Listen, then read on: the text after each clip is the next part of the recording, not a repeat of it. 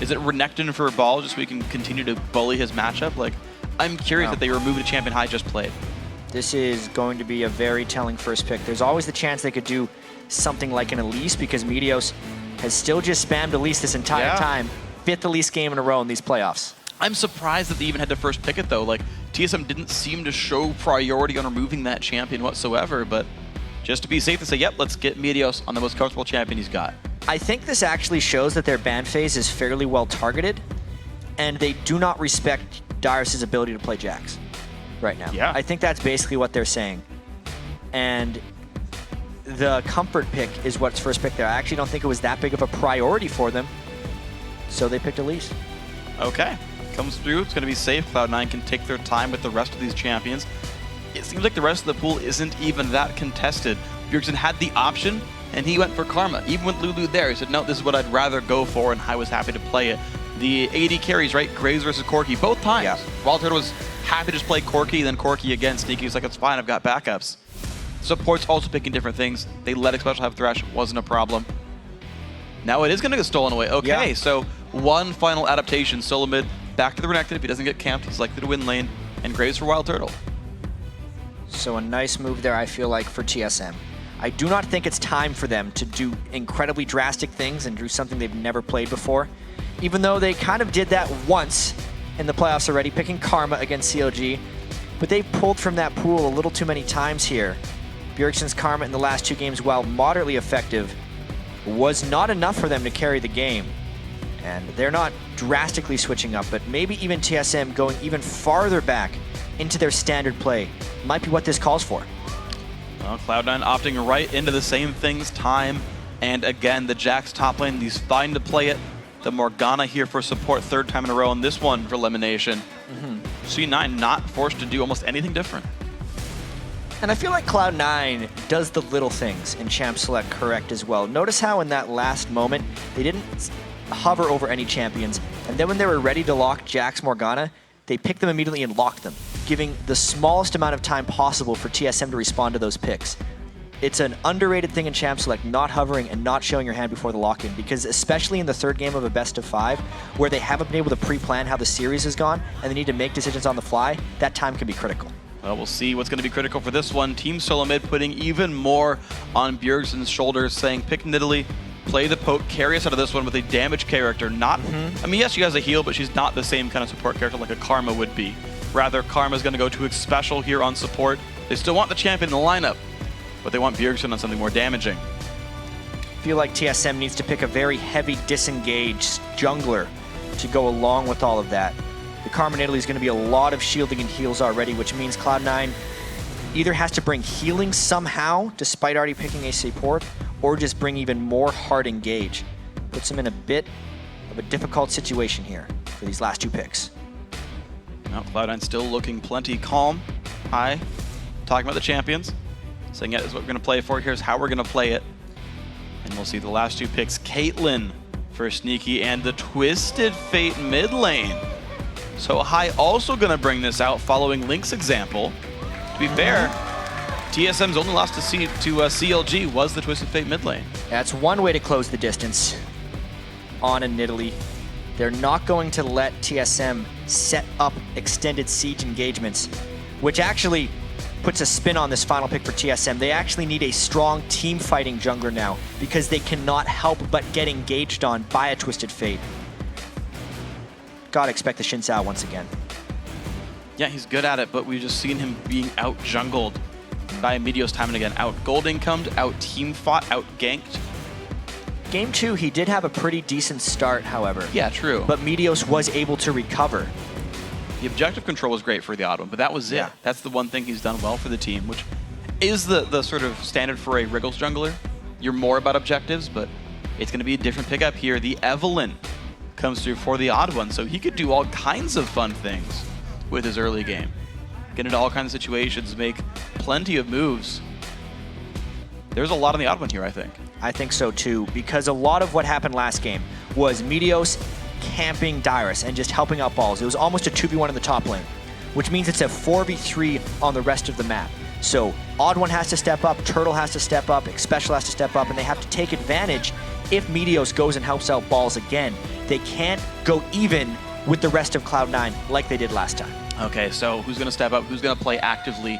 I know when Saint talked about playing against bottom lanes, it was only the CLG bottom lane he cared about. That was scary because they actually played aggressively. He said TSM just plays to farm. And if that's the case in a 3v4, that's not good. You said they have to step up and make some plays. Well, as the teams load into the game, it's a good time to check on Twitter, and you guys should submit who you think is going to win this game. Tweet us at LOL Esports and use the hashtag C9win or TSMwin. We'll be checking in on where the vote stands throughout this game, which could be the decider for the 2014 NA LCS Summer Split Championship. And you can see that TSM's aware of that. You saw the gigantic, like the settle in for Xpecial. He's like, this is the game. We've got to make this work. Third champion in 3 games for Xpecial there.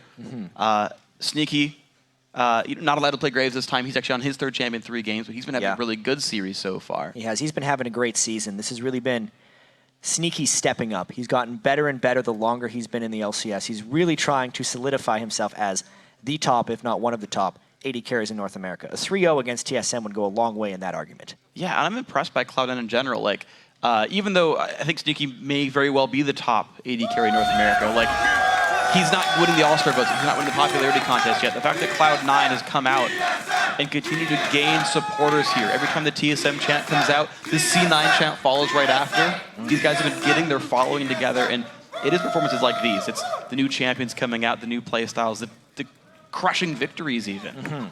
They build their following this way. And they're also very good at adapting to the game. Cloud9 is very comfortable on this patch. Seeing triple heal from them throughout. This time, they're on the blue side once again. They have been comfortable laning against TSM straight up this entire time, something that I did not expect coming into this series. Even more so, I didn't expect them to beat TSM twice in a row if they opted into those lanes. So Cloud9 is showing how they can play almost any style and still come out on top. It's incredibly impressive by these guys. Even with new champs coming in, they can opt into bad lane matchups, still persevere. Their mid and late game decision making just always so strong for these guys. So the battle lines are drawn, and I do want to know where the movements end up being. We haven't seen any lane swaps at all in this final series. It's interesting how we usually see 5 warding totems on both sides, but in this game in particular, LemonNation has went for a sweeper. A lot of that just has to do with TheOddOne being a stealth jungler. That extra ward really wouldn't do them much. They're going to use that 1 warding totem to get some brush control in the laning phase. But outside of that, they're just going to try and deny TSM more vision, since they can't get vision on TheOddOne anyway. Cloud9. Absolutely, they're going to start in their own buff, though. Same for TSM there. The top lane is going to be helping the jungler's balls with the recall. Helps Meteos get some damage down, but then he's going to grab an extra couple of potions and peace out. Dyrus, the exact same move. They're going to get to the lanes, and they'll be safe. Teleports, of course, are used on the turrets. Even if you miss a couple of minions of XP, it's worth it overall. Yeah, they needed the insurance early on in the game. And this bottom lane is going to be incredibly interesting to watch. The level 1 power of Karma is immense, and it's going to be about whether TSM can push Cloud9 in early to try and get an edge on this one. Otherwise, Caitlyn would be able to outrange Graves and beat them up, unless Graves and Karma can shove them in faster to neutralize the lane matchup. You see, these guys are trying. They're throwing attacks back and forth, and C9 nor TSM really taking any time between their auto attacks. Level 2 does come first. WildTurtle jumps in. There's the root in towards Sneaky. Good damage comes through the burst. The summoner heal forced out of Sneaky. TSM, they're showing aggressive. Cloud9 got trapped in a losing level 2 trade and did not hit level 2 in time. Therefore, they had to bail out at the last moment and had to burn that one summoner spell. They're now in a little bit of recovery mode. Health potion burned on their side, as well as the summoner spell. Xpecial is taking a big chunk of damage down in the bottom lane. He is out of potions. He might have to leave this lane before too long. High and Bjergsen battling. Level 3 on each. WildTurtle doing his best to stay alive. You're seeing Sneaky also out of potions, doing his best to sustain. 80 carries very rarely run lifesteal now. This could be a semi-permanent health loss. He'll slowly get his health back up in these. Caitlyn as well benefits off lifesteal even more so. Meteos through a ward.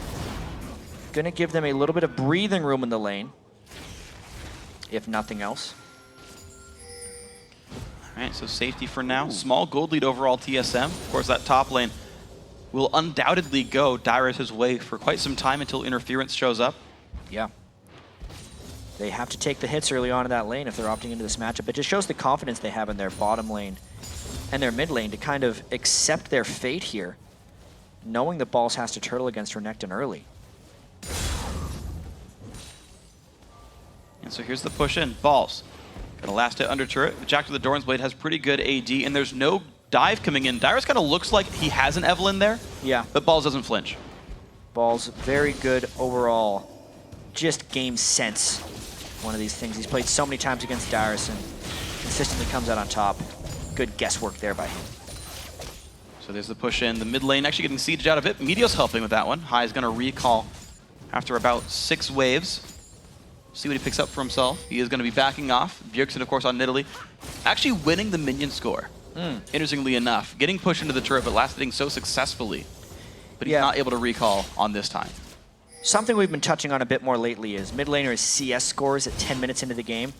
In this series in particular, Bjergsen's actually averaging 82 CS at 10 minutes, whereas High is averaging 66. That, of course, has been 2 Karma games where he's supposed to win that lane. But as far as starting NA LCS mid laners, High's at the bottom of the pack from that because he wins the game in other ways. He roams around a lot. He buys more wards than anyone else in the mid lane, site wards. And he just accepts those lane CS discrepancies because he makes up for it in other ways. Yeah, he gives first blood to Balls in the top lane. Like, that's worth 20 CS to me, like 100% of the time. Exactly. On Balls, I'm like, yes, please, High, keep doing that one. Nice spell shield, black shield rather. Keep Sneaky safe. You know, there's an anecdote about LemonNation. On his Morgana, he runs gold per 10 seals. So he's got to be playing very passively early on in the game. Yeah. If that's the case. They got pushed in a little bit. That's one of the reasons they may just farm that lane, as you were saying earlier. Deep Pink Ward does not get spotted by TheOddOne. That's actually a very critical Pink Ward miss, because that'll give a lot of scouting information to High later on. So they know he's on the top side of the map, and it's going to let C9's bottom lane play a bit more aggressively for the next 20 seconds until they see him once again. TheOddOne is looking towards the mid lane right here. Didn't pass any wards, but he's going back up towards his jungle. Might not have re-stealthed in time, actually. He did pop the W to get around the map. High missing a silly CS, but that's okay. It's only 1. Threat comes in. To touch back on the warding game between High and Meteos, it was a trend in the regular season as well in the playoff games. As far as site wards purchased by mid laners, High purchased 264, whereas Bjergsen purchased 88 in his 22 games. So more than double per game for High. And it's giving Cloud9 map control. It happens in this series as well. They were finding the picks because they generally knew where TSM was, and TSM was getting caught off guard. TSM's trying to neutralize that in this game. Evelyn obviously cannot be seen by the site wards, and it's all about Pink Ward playing, so that number is going to get skewed a little bit in this game. It's still an important change. They're called stealth wards now. That's true. I think Pink Wards are still vision wards. Correct. They still give sight. But yeah, sight and vision, I realize, are, you know, not exactly ideal names for conflicting items. It's like an Infinity Edge or a Forever Edge. Green wards. Green, yeah, that's what I did. Green wards and pink wards, guys. Those are the real names. It's like that yellow summoner spell, Flash. A little bit harder to say, though. Still just farming out these lanes as well. High, aggressively going for some CS. Yeah, I think a lot of damage for this one's got to pop the summoner, heal Bjergsen. Javelin, ooh, MVP minion keeps High in a safe place. Yeah, he was trying to shove out the lane a little bit, and Bjergsen aggressed him at just the right moment. So a little bit of a mistake there by High, trying to red card all those CS. He knew he was going back shop anyway, just didn't want to burn his heal. Well, he did, though. It's going to be Bjergsen able to stay in the lane, but that's the second recall now for High. First time he went double Doran's Ring plus boots, now he's grabbing a Fiendish Codex. Last time we saw this Twisted Fate, it was Link, and it was a Morellonomicon rush. I want to see what this ends up building into. Yeah, Xpecial taking some very serious damage. You see LemonNation very rarely gets counterattacked in these. Playing completely safe. Armor marks, by the way. So he's reasonably durable, but... So this game is playing out fairly similar to games 1 and 2. However, if we were actually tracking the early games, Cloud9's better off in this game 3 than they were in game 2. Balls is actually stuck with Dyrus even more, so he's only down 12 CS. And the bottom lane is doing fairly well pushing for Cloud9. High and Bjergsen again in the battle, but blue buff, Nidalee. Such good sustain there. I don't think High's harass will do much. Good dodge. Keeps him safe. Cycling around the cards, going to make sure to last hit what he can. Meteos making the flank here. Bjergsen waits around. No, good javelin. Does not get dodged, but the cocoon's going to land. It's only 1 second stun though. Bjergsen backs out. Another javelin. Hits Meteos.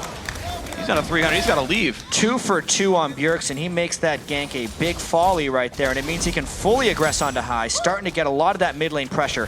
How is the rest of TSM going to capitalize on this? Because Bjergsen goes. Wow, forces the flash away. Bjergsen starting to really press his advantage here in this lane, forcing high back a 3rd time now in 9 minutes. Heal was already burned. Now he gets the flash. Bjergsen still has a heal for himself. He's forcing a lot of pressure just on his own, making it much more difficult for Meteos to help out in the top lane, which means it's now Dyrus who needs to become the victor. And it's a 21 minion lead for Dyrus here. He's actually doing a great job. He's pushing balls around. Yeah. Watch that fight again. Just another watch by this one. It's a nice move by High to get the gold card in, but then split-second flashing. Bjergsen tries to jump in and flash for the execute. He actually misses his swipe because High flashed away before that one could go off. But because he pushed him back so heavily, he roams top. Dyrus now taking some turret damage. It's going to be top lane turret going down with this one. Most likely, it's getting very low. Will they tank it out? I'm going to say with yes. TSM are going to get the first turret, but look at this, Cloud9. They rotate back to the mid lane. Meteos going to secure this one with the team, making it equal. This could be a massive take for Cloud9. As far as the CS at 10 marks we're talking about, there was actually 89 from Bjergsen in this game, which is 7 higher than his average within the first 2 games, and 23 higher than his, or not, just a huge amount higher than his regular season record. Yeah. For that. Mid-70s is normal, right? Yeah, mid-70s is normal for him. Because of all the trading, especially against High, someone who's very aggressive in the mid lane. He's just playing out of his mind so far in the laning phase on Nidalee. But his turret goes down because it was from top. Xpecial secures his own team's white camp. 1 of 4 CS for the player, but significant gold income there. Sightstone done. Interestingly, the mid turret, though, gets answered right away. So look at this, turret's falling down all over the place. 2 for 2 right now on the map. Bottom lane lost one, mid traded, and TSM got the top lane. Very interesting contrast of turrets, but it means the gold is completely even. The question now is what that does to the rest of the game. Twisted Fate and Nidalee can both cover a lot of ground. Twisted Fate with his ultimate, Nidalee, of course, just pouncing around. It's going to be about who can get the big ganks off now. High tries first. He gets the stun. Gets some good damage. The trap's not going to come down in time. WildTurtle walks away with 600 health. Make that 200 health. Still has heal. Xpecial still has an exhaust if he gets back on. He really just needs to try and lifesteal up a little bit. No Vamp Scepter, but does have that Doran's Blade. Well, Cloud9, they finished the recalls in the jungler and support. Maybe they make their way down to Dragon in time. TSM just recalling their duo lane away. So this is a small temporary period where Cloud9 will have a numbers lead in the bottom side if they want to go hardcore for the Dragon. Got to be careful that Dyrus has teleport there. Looks like Cloud9 not really looking that aggressive for it. No, and I think you can look at High's items at this point in the game, and he is a non-factor if they were to start doing team fights right now. No Magic Penny. Looks like he's rushing the Lich Bane. That's Merlinomicon. Oh, that's the... You're right. Yeah. We don't see that item much. But that's the CDR mana regen item. The Forbidden Idol. Yes. New item in the 4.5 patch. Again, comes in from behind from Meteos, gets a stun. Ooh, a lot of backup. Decent damage, but the teleport from Dyrus will force Meteos back. He doesn't cancel it, though. So Dyrus shows up to clear some waves, and now he's on the correct side of the map for Dragon. Right, and Balls has no teleport down in the other lane. This is all about TSM forcing the Dragon. They should go immediately because Balls has no way of coming back for this one, and he's going to try and push up that top lane. TSM would love to be able to get the Dragon and prevent that turret from falling. Balls has it in 35 seconds. That's the teleport timer for him, but TSM going to kill that way too fast. No contest there. The smite comes through, and TheOddOne claims the Dragon. So, no champion kills, but many turrets have fallen. The Dragon as well, and it means TSM are up 300 gold. That's heavily based off the mid lane control that Bjergsen has been able to get from High.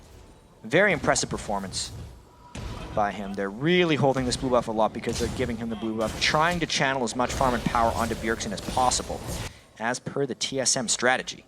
He is basically tied with Dyrus for highest CS in the game. Both those two are definitely winning their lane matchups. They've stepped up so far in this game, and we haven't yet seen that Meteos camp. Dyrus hasn't gone 1-4 so far in the game. There's been no roams from High. He went bottom lane, got him a turret, but no kills yet.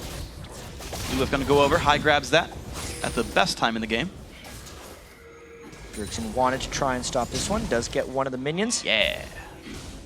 Loses ward for it. 10 gold goes over the way of Meteos. It's worth more than that little monster right there, so, you know, worth it. Heavy amount of sweepers coming out very early from Cloud9, trying to deny that TSM vision, as well as not needing the warding totems because the Evelynn. Ooh, the sidestep from LemonNation, but Bjergsen's coming down. Javelin will hit him. Half HP, empowered Q, flashed by LemonNation. Bjergsen, though, not going to chase down. Yeah, but he might continue this one. They know they have isolated the AD carry, which meant Sneaky had to bail out. So they don't overcommit for that one at all. WildTurtle, though, stuck clearing away this bottom lane. Interestingly for him, he went Berserker's Greaves to the completed Bloodthirster of Sneaky. So there's a bit of an item disparity here with the BT stacks, meaning something for the next few minutes of this game, until WildTurtle can buy and then get 30 CS. Getting the Bloodthirster first is so critical because of the stacking mechanisms on this one, but TSM's going to try and shut that one down. They have a lot of map pressure bottom. Even with the Twisted Fate, he was very fortunate to know where everyone is with that Twisted Fate ultimate. Otherwise, that would have been into a 4-man gank. Surprise, TheOddOne. Great timing by High on that Twisted Fate ultimate. So everybody's safe here, but Balls is getting free farm in the top lane. He is down 30 minions right now under Dyrus. Dyrus has, again, done a great job of that, getting the turret plus getting the minion lead, but it's only a matter of time until Balls is more effective on the map. LemonNation finds a binding, gets a bit of damage down. Cocoon's going to go through as well, but TSM, they've got too many people here. It's a 4 versus 3 on this side of the map. Oh. C9 force back, great Javelin lands as well. Yeah, they can't just take these spears again and again. They need to make moves elsewhere on the map, which is exactly what Cloud9 is trying to do. High pushing strongly up that mid lane, trying to punish the time that Bjergsen has spent down here spearing them. And Dyrus makes his way back to the top lane, but no one is stopping High in the mid lane. Actually just moves back around, though. He's not even trying to hit the turret because Bjergsen's showing up. He wants to kill him. Well, gold card locked, dodges the Javelin. Dodges the trap as well. Bjergsen not done with this yet, though. Good dodges again, High gets out. Really smart play there by High. Doing sidesteps while he's looking to lock in his gold cards. And not taking a single point of damage from Bjergsen. Definitely some excellent play right there. Some nice wave clear. I would have died there. A lot of people would have. Yeah. So LemonNation going to help get his team control both teams. Look at this. Double green wards. Got the name right. There in the blue side jungle of TSM. Pink ward removed away. Cloud9 getting rid of some more vision, but you got to be careful. That golem's going to respawn in about a minute and a half. And Cloud9, they've got better vision on that area. Yeah, and the gold remaining close. This is definitely the closest of 3 games we've played thus far. TSM wanting to set up some nice sieges with Bjergsen later, but Balls is actually farming up pretty well. He does have that Blade of the Ruined King this time, before Dyrus has built his Sunfire Cape without the help of Meteos' ganks in the top lane, so that is a positive. The negatives, however, is that High has been pushed around a fair bit by Bjergsen in the mid lane. And TSM hold on to a 400 gold lead for all their effort there. Now keep in mind, Twisted Fate's passive is to get basically free gold by last hitting. Right, that's one of the reasons the gold appears much closer. It's about because of 500 gold worth. That goes to show you how strong Bjergsen is right now. He even has a blue elixir. Look how he's trying to take advantage of this spike in power right now with the Athenes and the Sorcerer's Shoes. He's going to consume that blue elixir, so he has it for the Dragon, which is coming up in a minute and 20. Well, you're seeing that C9 are afraid to fight this, right? Renekton's still more powerful than the Jax. Bjergsen's obviously outperforming High right now in the fights. The AD carries fairly equal out of themselves. You see Dyrus pushing Balls back. Jax has to be careful in this one. High, by the way, at 560 gold from the passive, so it'd be an even bigger lead. More damage comes through.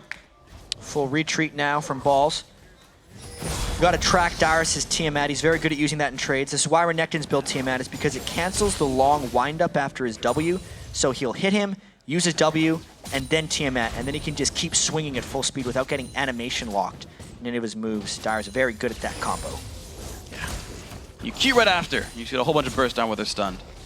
It's all kinds of difficult to deal with. Sneaky putting some damage down, knows the range of Dyrus, and there's no follow-up for a flash stun, so he's safe. Lemon needs a trap real quick, gets revealed but doesn't care. Dragon's now in 24 seconds. TSM actually get the movement to the bottom lane. That's very successful for them, and they get this 1,000 gold lead now for Team Solomid. The mid lane Twisted Fate has not done anything yet with High. Yeah. He's gotten one teleport off that forced a couple summoners out of WildTurtle. TSM has definitely taken map control amongst all of this. And because I feel like the fear of spears and the pink ward battle that TSM has been winning in this Dragon Pit, this could actually be an uncontested Dragon without losing anything, a first for TSM in this series. And it's going to be going down rather quickly. Sneaky will try for the Q. Little early. Good smite there by TheOddOne, claims it.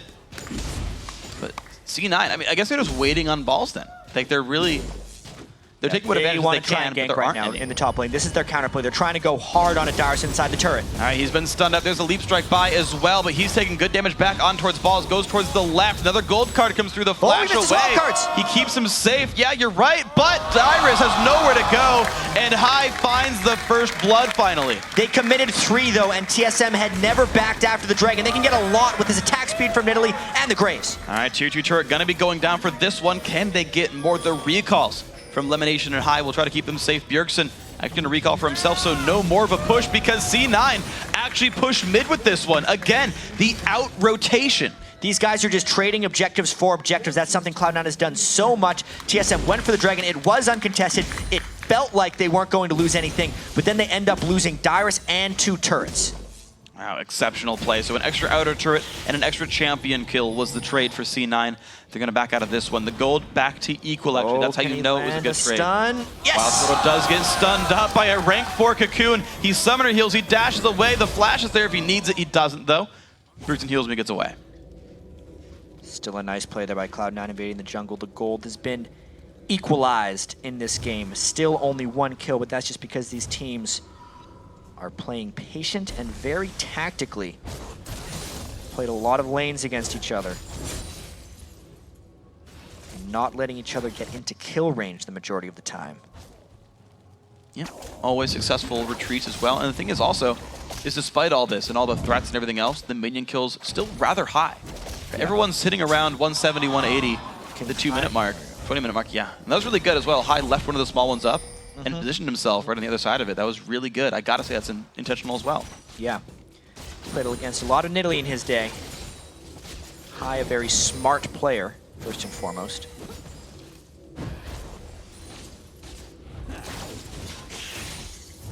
So, Cloud9, still actually a bit on the defensive. It's still TSM who looks to kind of push the favor. Top lane, all 5. Balls on the wrong side of the map, and here they go. Tier 2 turret dying rather fast. They just get this one because they took control of the blue buff of Cloud9. There was no way Cloud9 was checking that area, and they used the move speed of Karma to go and get themselves another turret. 5 turrets to 4 now. Very well played. Can they get to the other side to defend this Jax? There is a teleport for Dyrus.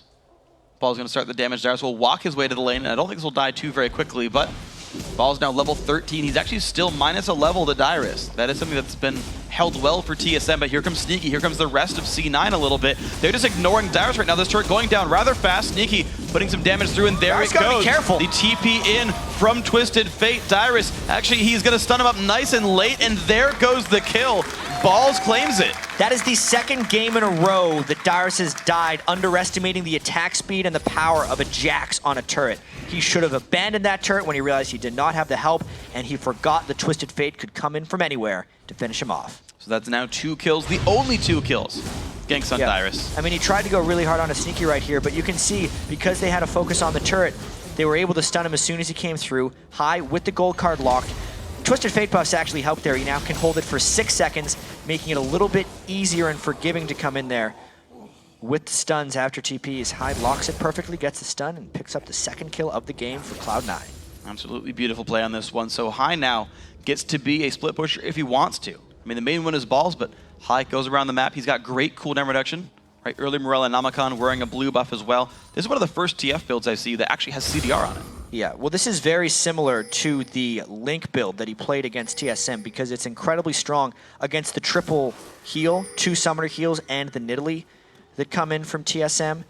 As long as he gets on the right targets, he prevents those guys from being able to save them.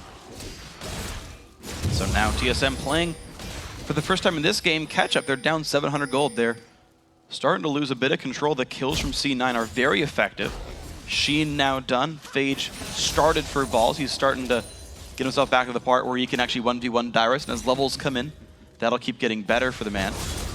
Blue buff's not being stolen away yet, though. It looks like that will be Bjergsen's. Again, a lot is on him. 210 minions. He's still got the good individual marks, but TSM just can't find any kills yet. What a fascinating game this is. Cloud9 with no sustain, having to deal with this blue buff Nidalee, who has had lane control the entire time.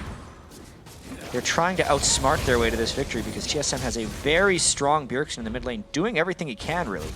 Great farm on all of the lanes for TSM, yet still 900 gold down and even in turrets. We've had 10 turret kills in this game and only 2 player kills. It is all about how they move around the map, cut each other off from turret defenses, and eventually catch each other for kills. There's no big team fights as of yet. Now keep in mind, that is pre-death cap Bjergsen. He's about 200 to 150 gold away from death cap combined. He's sitting at 700 gold on his inventory, so 640 gold right now, just 200 gold exactly. So that's going to be the thing. That's the TSM. Now, unfortunately for them, Dragon's in 15 seconds. He will not have death cap for the Dragon fight unless it gets delayed here.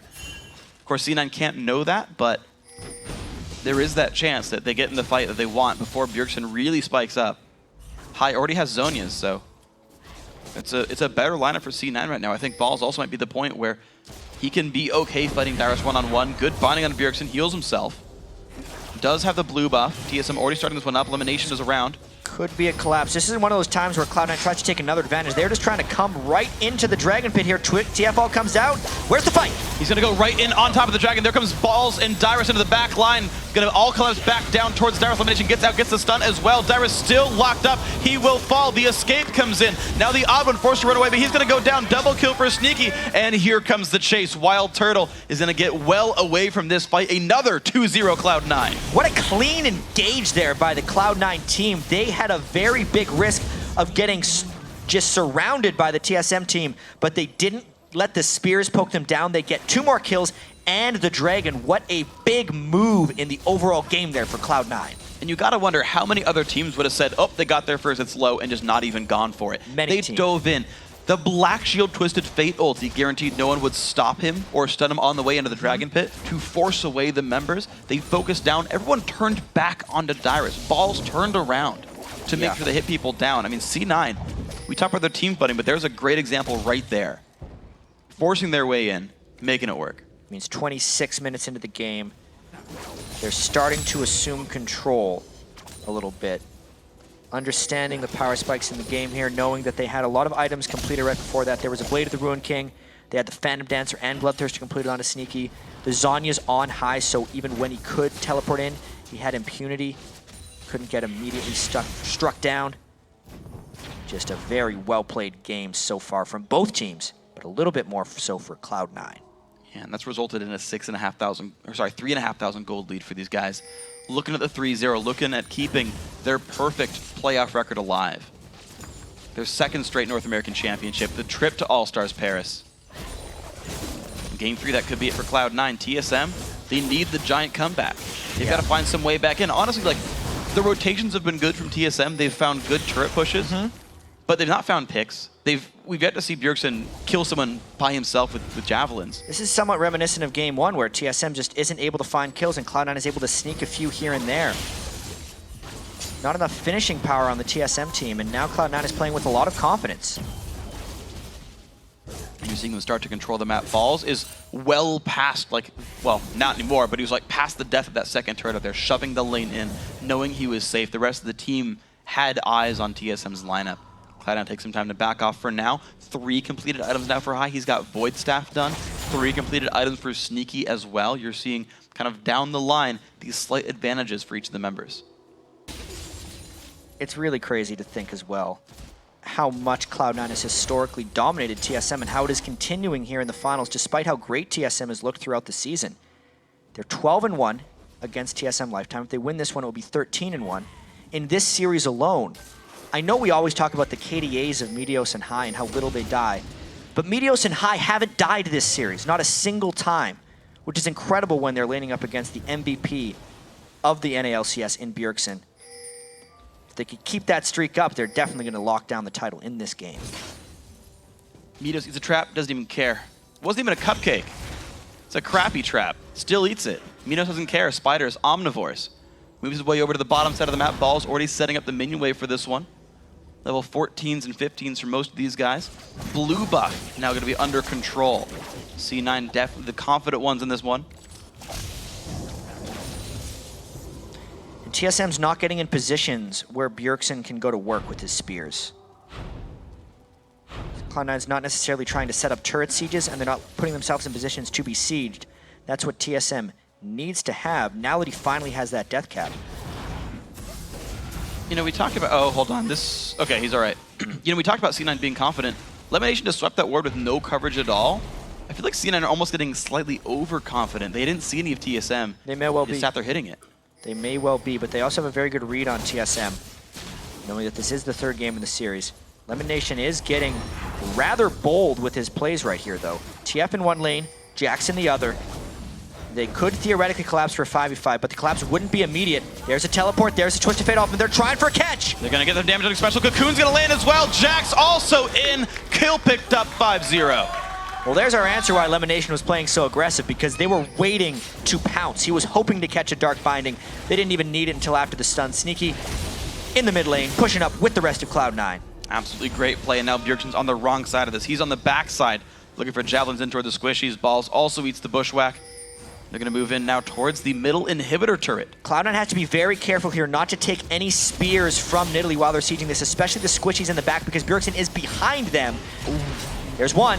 Well, High, very low on health, puts the poke down. WildTurtle dropped dangerously low. Another javelin onto Sneaky.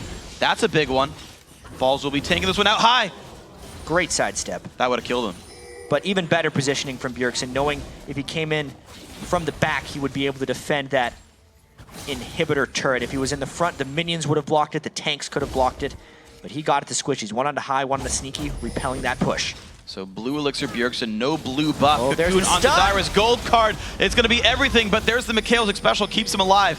Dyrus pops the ulti and flash to get out, but the solo kill from Balls on the side. He trades his life, but this could be the opening for Cloud9. A red buff Sneaky is slowing down Dyrus, who does not have flash. WildTurtle comes to join in LemonNation. The flash engaged, the black shield is on. A massive stun comes through. Xpecial low on health, heals himself up. OddOne chases down Sneaky, won't get the kill. WildTurtle goes down to Meteos. Xpecial goes down as well. The repel in the air. A 3-for-0 on this engage. And Meteos and High are still unkilled in this series, despite taking down 4 members of TSM, especially with the kill onto Bjergsen. They can shove down this middle lane now. They've got 14 seconds of this 3-versus-1 right there. Dyrus not likely to make his way in. Middle inhibitor now under fire. High helping to lead the team. He's the shot caller primarily, and he's making it happen. What an impressive performance so far by Cloud9 in this series. They win the first game by a wide margin, and check out this catch by Balls. He just tanks a spear, but because of the immense damage and the Blade of the Ruin King active, he just ruins Bjergsen, and all the while Cloud9 had already distracted the rest of TSM, so there was no peel for him. At this point, it is just execution from Cloud9, coming in from all angles. They don't have the highest amount of damage. That's why the map control and starting the fights with an advantage is so key. No Bjergsen means little heals. They have Morellonomicon to stop the summoner heals as well from High. Then Zhonya's at just the right time. The repel from Meteos at just the right time. They clean up the fight, they get the mid turret, and they secure the Baron. Wow, impressive now, 32 minutes in. C9 doing pretty much everything right, and they might just get a catch here. Ball spots TSM. There's a TF ulti. Bjergsen's gonna get stunned. He's gonna get stunned again, and down he goes. Cloud9 finds the pick, and they're gonna find Dragon. It's really all about withstanding Bjergsen's laning phase and then being better as a team. As far as Cloud9's victories here, High has not let himself get killed by Bjergsen. He has given small advantages to him when he needs to, and then he has punished him when Bjergsen is trying to make too many plays. 10-1 now in kills, and a resounding advantage for Cloud9. Here we go, Cloud9 making their way up the bottom side of the map. Mid inhibitor is already gone. 18 seconds until TSM have their all-star, their MVP back. Bottom lane turret now under siege. Balls they're just gonna go. The binding onto Dyrus, but there's some damage coming in from Xpecial. They don't even care. He just tanks the turret down. Sneaky's going to join the team. WildTurtle actually pushing the top lane by himself, so it's actually going to be a 5-versus-4 even still. There comes the recall, but this turret's taking damage. Turtle still not back in. Turret number 1 is gone. Dyrus there gets another bind onto him. High finds a stun. Cocoon there as well. Still putting the damage down. C9 wait for another wave. This would be rather bold if they're trying to end the game here. They do have 2 waves of super minions approaching, This is a healthy TSM team trying to get them. They do have Baron. If they get a clean engage, I could see them going for it, but it is rather risky, and Cloud9 doesn't need to do it right now. Yeah, Sneaky's going to be safe. All of C9 doing a great job of dodging the javelins and backing out. They still hold the Baron buff. For more than 2 minutes here, they could recall, shop, and either siege down mid with supers or get the top inhibitor.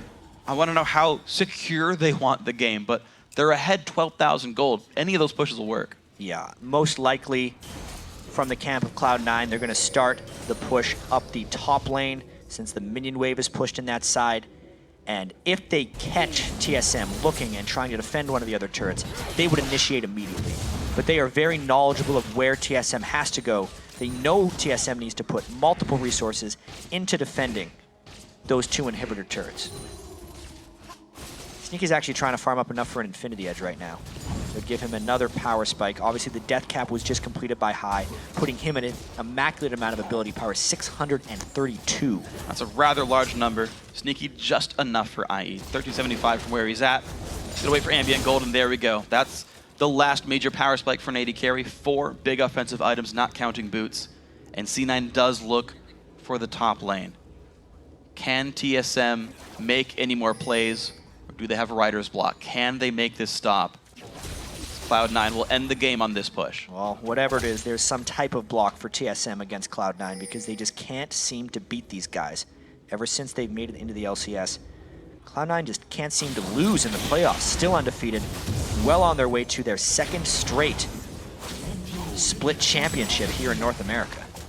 Pushing down the top tour with 2 downed inhibitors and a Baron buff. There goes tier 2. Baron buff, 45 more seconds. WildTurtle wants to wave clear, takes a Caitlyn ulti, gonna get slowed down a little bit as well by Twin Shadows. Summoning Hill keeps him safe. Balls holding down the mid lane. Superman is holding Dyrus' attention, and that inhib's gonna fall. Top inhib turret's gone. Balls gonna rejoin the team. He's trying to come in from the side. Here we go. No stuns come in from the ulti from Morgana, but there's the battle. Xpecial in the back line. WildTurtle gonna be locked up. 2 kills. Make that 4 kills. Make that almost everyone going down. Cloud9 gonna end the series 3-0. They're gonna take down the Nexus, and they are the North American champions. Cloud9. 15-1. They won the first game 18-1. And their overall kill death in this series is ridiculous. They only died 6 times this entire series. 6 deaths total in a best of 5 against Team Solomid. These will be these players putting in everything out there. But Cloud9, I gotta say, representing North America at the All-Star Invitational in Paris. Obviously the best team for the job here. Cloud9, the best team in North America once again, showered in confetti here, and a dominant victory once again. The #1 seed in the regular season. They came into the playoffs on a 13-game winning streak. If you include these playoffs, they've now won 18 in a row against top flight competition here. That has to feel good. They're gonna have even more